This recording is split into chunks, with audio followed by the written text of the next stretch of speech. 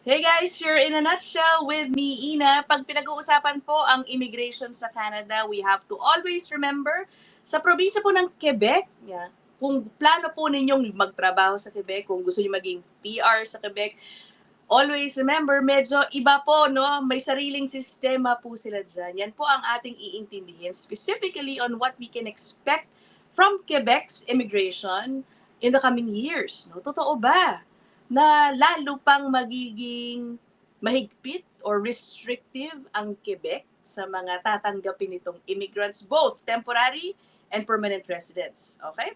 Sige, yan po ang ating pag-uusapan. Yan. With Attorney Renz Grospe, we promised you guys no, na kami ni Attorney Renz, we will be talking on Quebec immigrations for a series of episodes. So this is our second installment.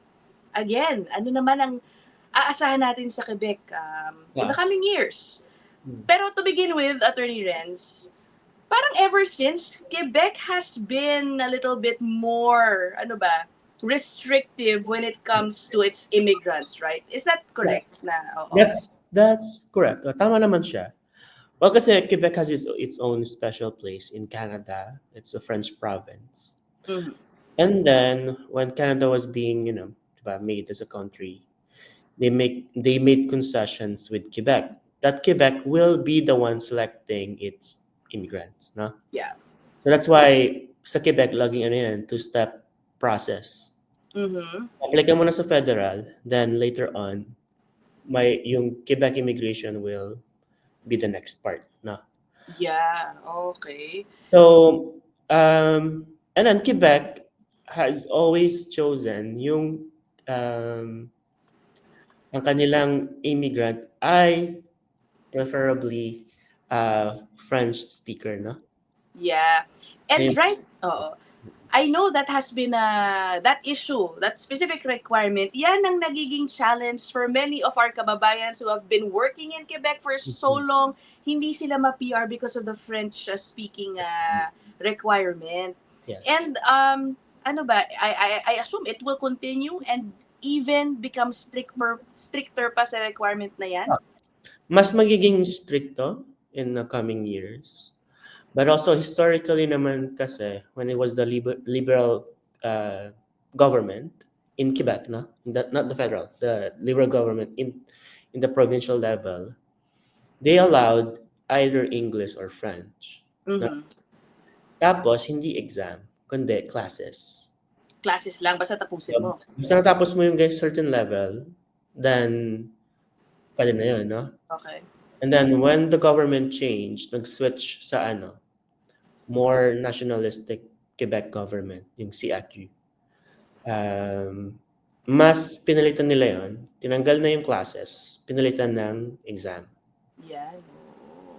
Pero dati ano pa rin yun either or, no? English or French.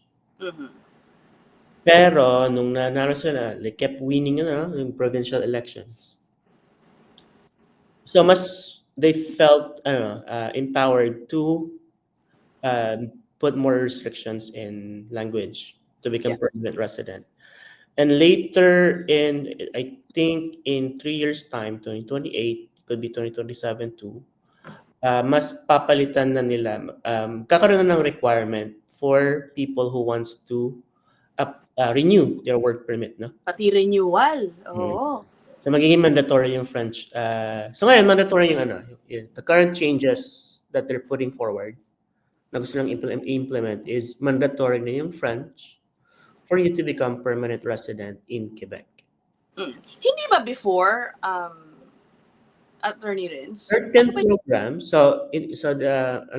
let's go back naman, backtrack tayo. So ano yung, sa Quebec, they're not included in the express entry. Okay. Federal program. They have their own. So meron silang dalawa na PR applications for economic. So one is yung PEQ or Program Experience Quebec. So para siyang it works like CEC, Finished Experience Class, no? Meron din sila yung Regular Skilled Workers Program. Okay. So Regular Skilled Workers Program, para na naman siya yung Federal Skilled Workers Program, no? Na point system. Sa PEQ, ano lang siya, straightforward. You have the language, French, level 7. you have work experience ng 24 months, Mhm. you live in Quebec, Okay. and then you have certain points, then you'll be chosen. You'll be invited to apply for a CSQ. Okay. Now, will mention ka ng certificate Mhm. of selection of Quebec. So doon yung mandatory, yung program. All right. Sa regular skilled workers program, doon yung may pa yan, may flexibility pa, no, yung mga Anglophones. I see. Hindi ka marunong masyado ng French. Kasi doon, point system siya, no? So, may malaking points ang French, of course.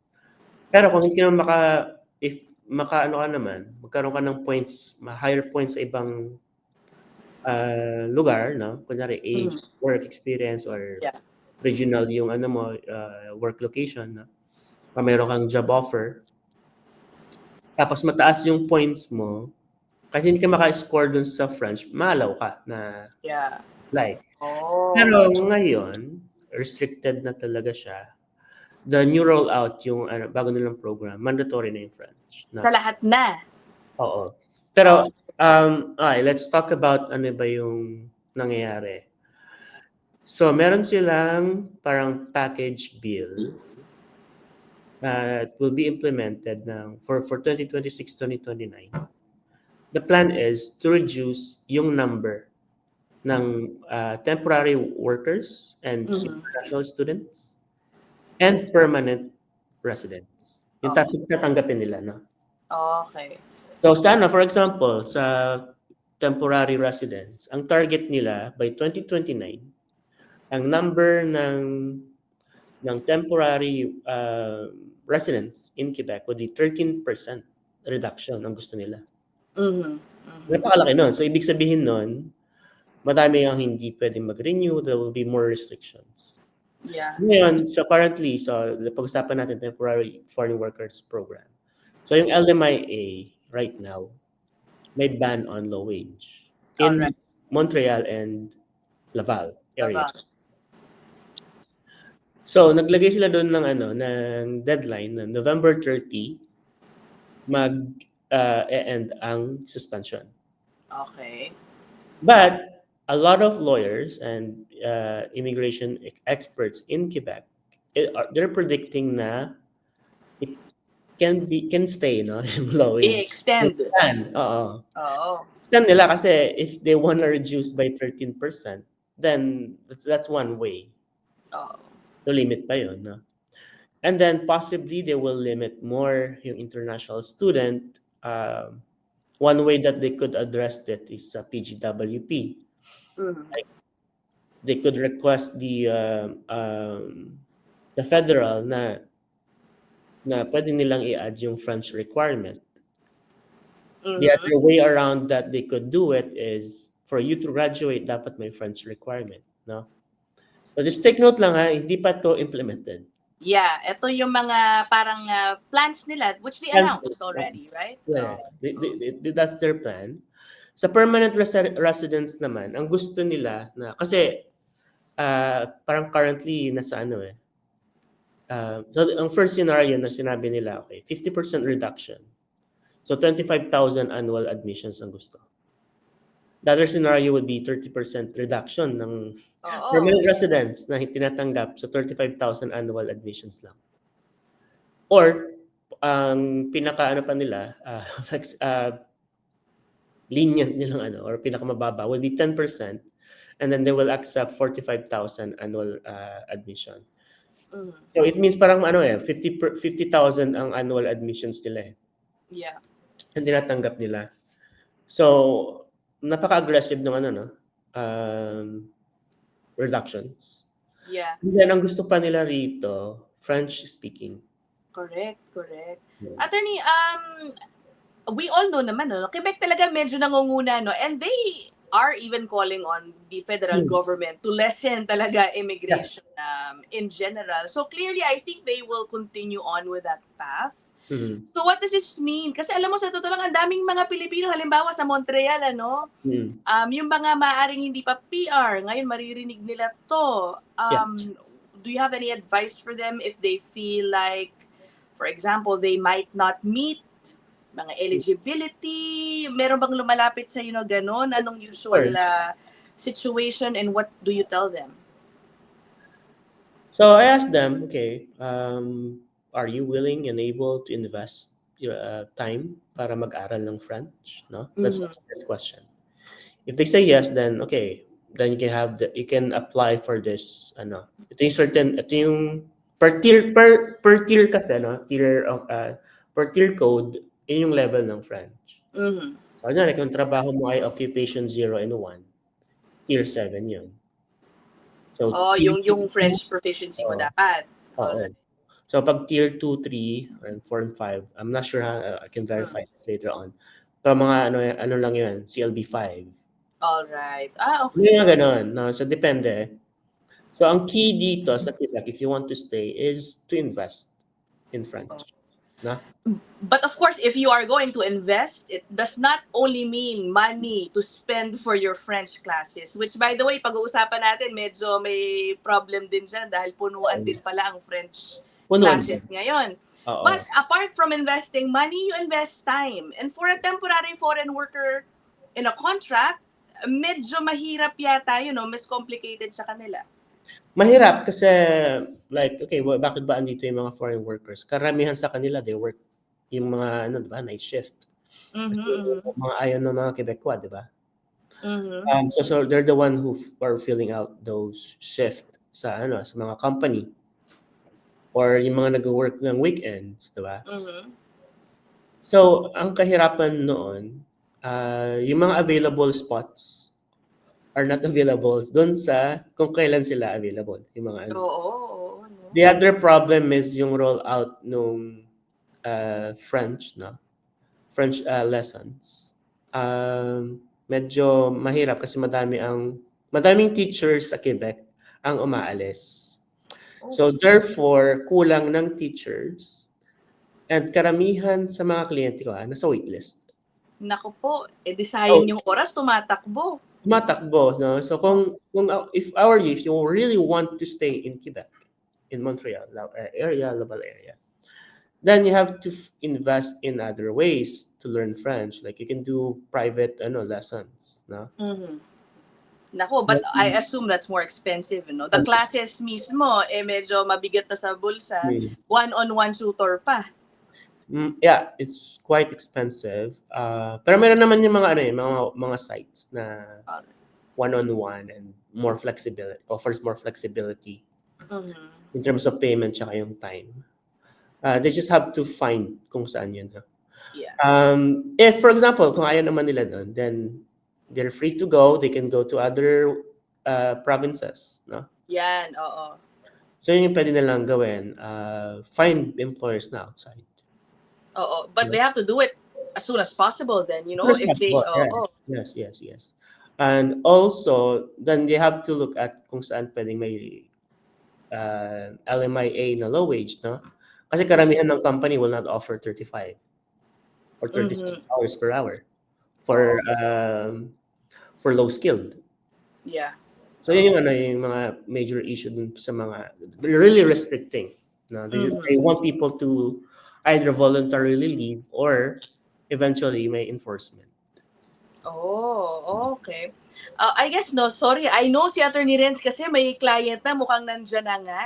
Ako, I'm curious, Attorney Renz, because I know maraming mga nagmo-move sa Quebec. What makes Quebec, attractive still despite all the strict rules? Ang dami pa rin natin mga nandyan talaga eh.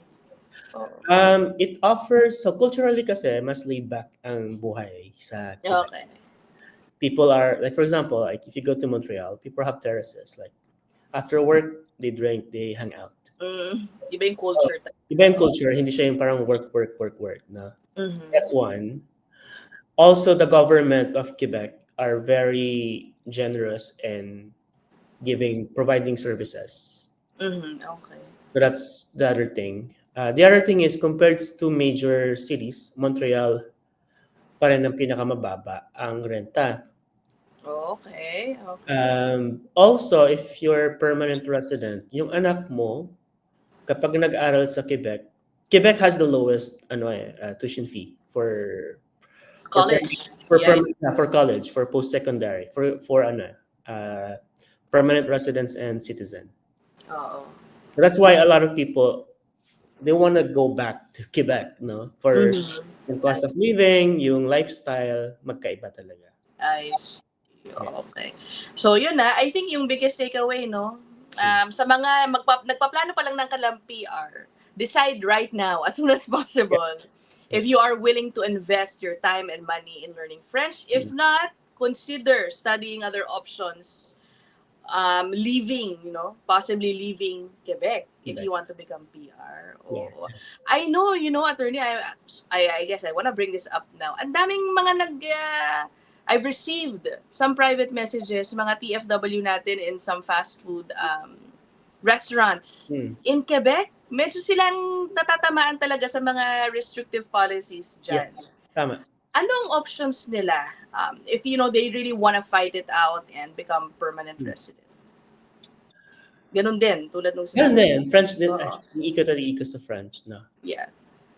Sa mga food sector, talamak dyan yung they can look at yung option for open work permit for vulnerable workers, no? Nako, kasi marami ding problema yung ilan dyan. I know Karamihan sa mga sa food sector would be sila nagbayad ng nila pagpunta nila rito.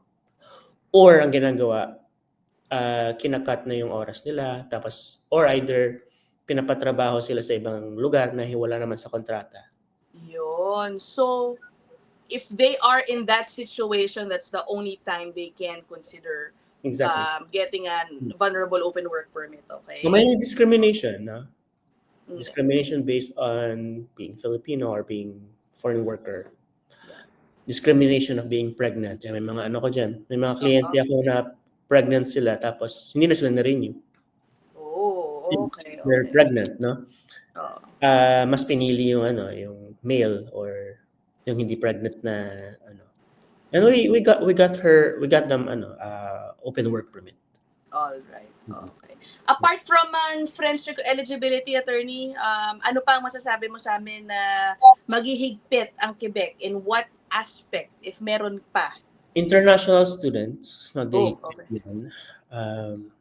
Foreign workers talagang maghihigpit. A lot of things could stay. Yung yung ban in Montreal and Laval, the two big cities in Quebec. Ban sa low wage Lumia? I mean, pause? Yes.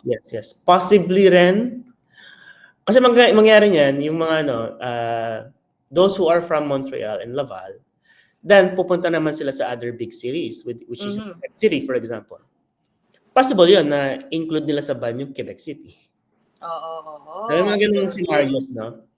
Because if they want to reach yung 13% reduction, so those are possibilities. So sa mga employer, sa mga employees, you have to plan ahead. Yeah. Yung sa international students, paanong stricter, would you say? Pagbabawas ng number, of course, but also in what other aspects? Let's say, kung sino lang din ang pagbibigay ng post-graduation work permit, yung mga ganon, or being able to bring your partners or your spouse, ganon din ba? Restricted in terms of language. Language pa rin talaga, no? Like they could offer, like for example, if mag-CAQ ka, then dapat French ka. May mga ganun na possible scenario. Kasi yun naman yung power ng ng Quebec, yung CAQ na tinatawag, Certificate of Acceptance. There are possibilities that they could lobby the government na for Quebec files, pag nag-PGWP,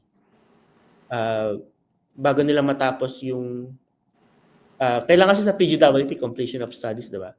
Yeah. They could lobby the government na para ma-issuehan ng certificate of completion. Dapat may yan. May proof na they passed the French exam.